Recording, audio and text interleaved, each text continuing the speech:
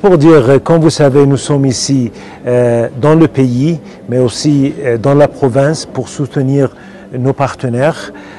Comme vous voyez, je suis ici à côté de mon partenaire, le général Peter Shirlmuami, qui est le gouverneur de la province. Et pour nous, c'est très important qu'on organise des sessions conjointement avec nos partenaires, les FRDC, pour échanger avec les jeunes, avec les partenaires qui travaillent en étroite collaboration avec les FRDC. Selon nous, on suit ce que le gouvernement a décidé.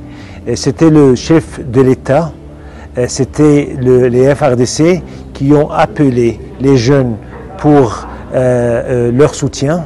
Alors pour nous, on suit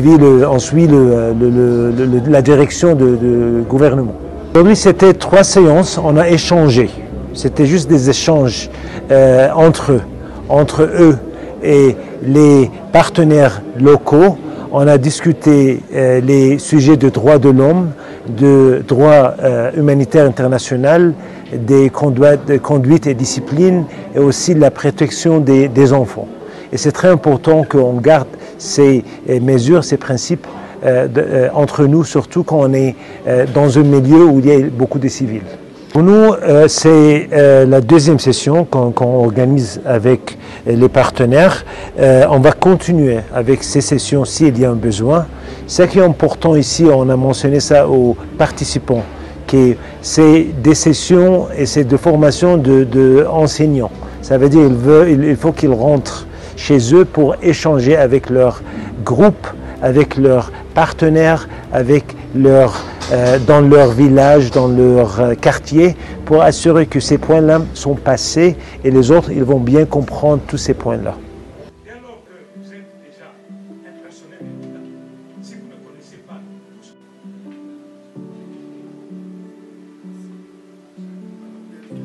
Pour dire, comme vous savez, nous sommes ici dans le pays, mais aussi dans la province pour soutenir nos partenaires. Comme vous voyez, je suis ici à côté de mon partenaire, le général Peter Shirlmuami, qui est le gouverneur de la province. Et pour nous, c'est très important qu'on organise des sessions conjointement avec nos partenaires, les FRDC, pour échanger avec les jeunes, avec les partenaires qui travaillent en étroite collaboration avec les FRDC. Selon nous, on suit ce que le gouvernement a décidé.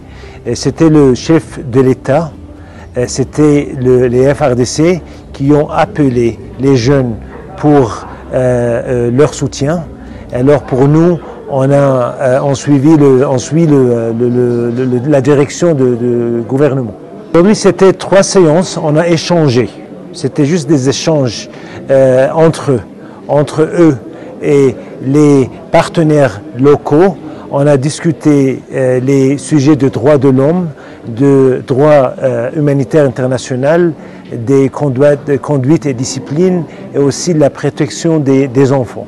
Et c'est très important qu'on garde ces mesures, ces principes entre nous, surtout quand on est dans un milieu où il y a beaucoup de civils. Pour nous, c'est la deuxième session qu'on organise avec les partenaires. On va continuer avec ces sessions s'il y a un besoin. Ce qui est important ici, on a mentionné ça aux participants, que c'est des sessions et c'est de formation d'enseignants. Ça veut dire qu'il faut qu'ils rentrent chez eux pour échanger avec leur groupe, avec leurs partenaires, dans leur village, dans leur quartier, pour assurer que ces points-là sont passés et les autres, ils vont bien comprendre tous ces points-là. et alors que vous êtes déjà un personnel de l'État, si vous ne connaissez pas tout ça,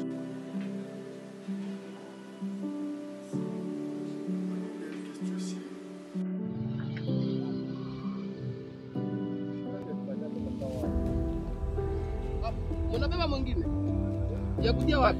Iko hai boss. Naona hai. Mesha gaka, mesha.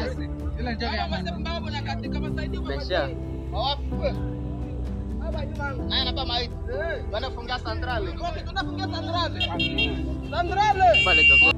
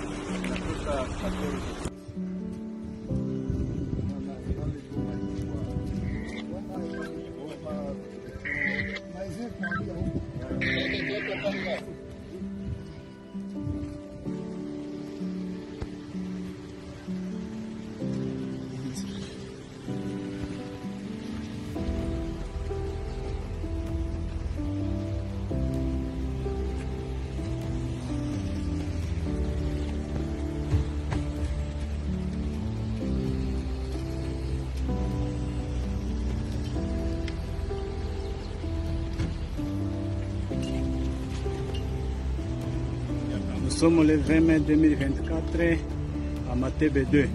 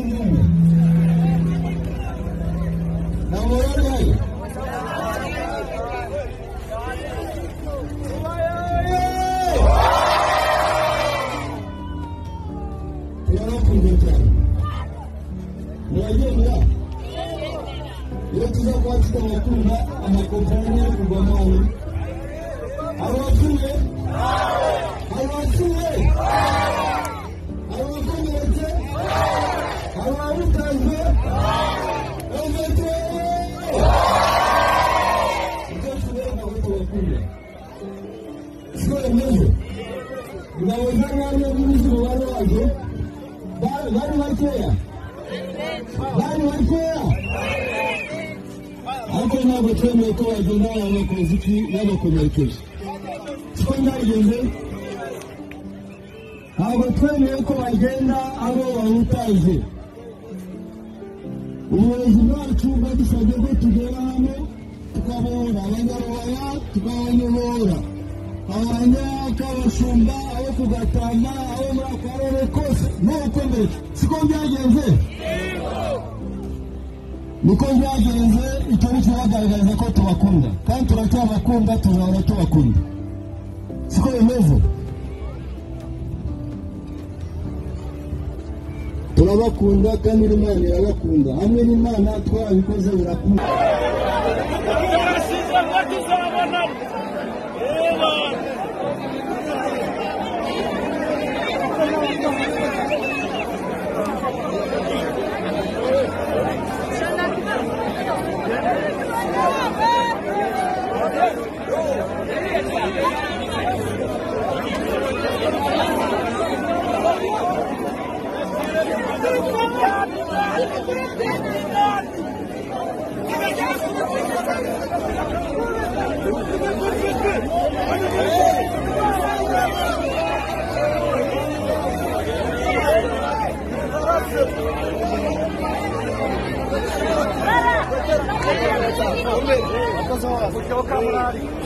Abana ba Kongo dukwiriye gukorera Kongo.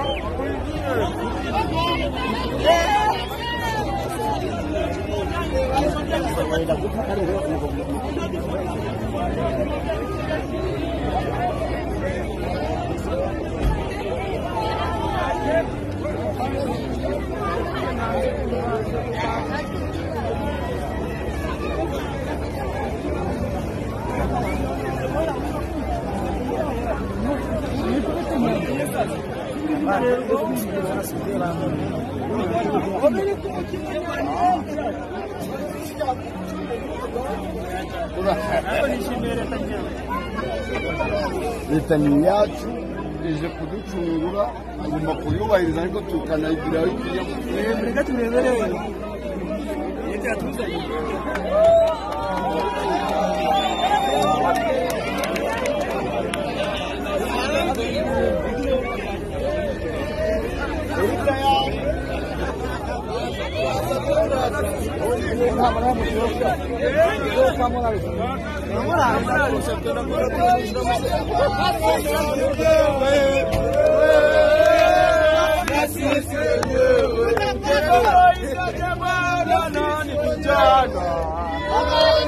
Bwana sisi wenyewe